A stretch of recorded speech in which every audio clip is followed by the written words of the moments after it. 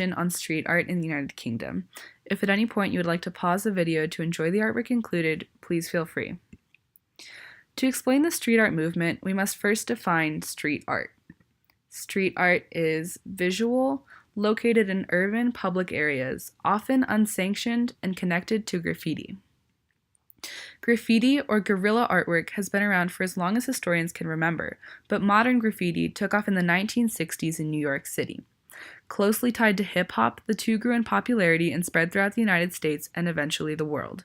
Graffiti and hip-hop became ways for disenfranchised people in urban locations to express their resistance to commercialism, government, and society. Street art comes from graffiti, but they are often received very differently. There are some current differences between the two.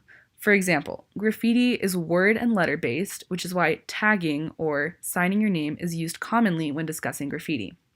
Graffiti is considered by many to be a cultural movement, and street art is considered to be a derivative of that cultural movement that has been commoditized and turned into a socially acceptable form of art. This is why graffiti is not as likely to stay up for as long as street art is. Some critics have called street art gentrified graffiti. However, the both do use street as canvas, and they're illegal without permission or a commission. New York subway graffiti was a source of inspiration for many graffiti artists abroad. As an article said, subway art was perceived to be a Bible of street art, according to the London-based artist Remy.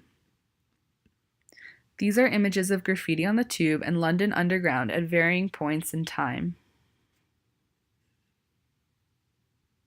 Graffiti arrived to the UK in the 80s, along with English hip-hop, and quickly became appropriated by corporations as forms of advertisement.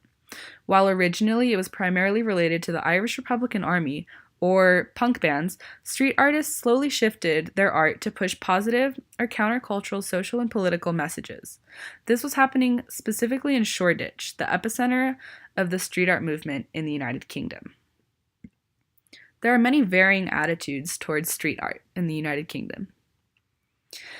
Street art, often intertwined with graffiti, is viewed positively for its usage as a tool of rebellion, or artistic form of anti-establishment political protest and expression. On the other side, many still see street art as only vandalism and defacement of property, and most remain concerned with the cost of removing it. Unfortunately, graffiti is connected to gang culture and is used as a form of intimidation and marking of territory. Graffiti can also be used to spread hateful messages, but street art has often covered up these hateful messages. There are many different street art styles: sci-fi expressivism, painter's paint, retro pop, recyclomaniacs, conceptualism, no logo, super pop, and many, many more. Famous UK street artists include Banksy, Inky, Jimmy C, Stick, Ronzo, and My Dog Size.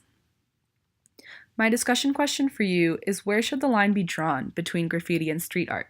Should one be considered more respectable than another? Why or why not? Thank you.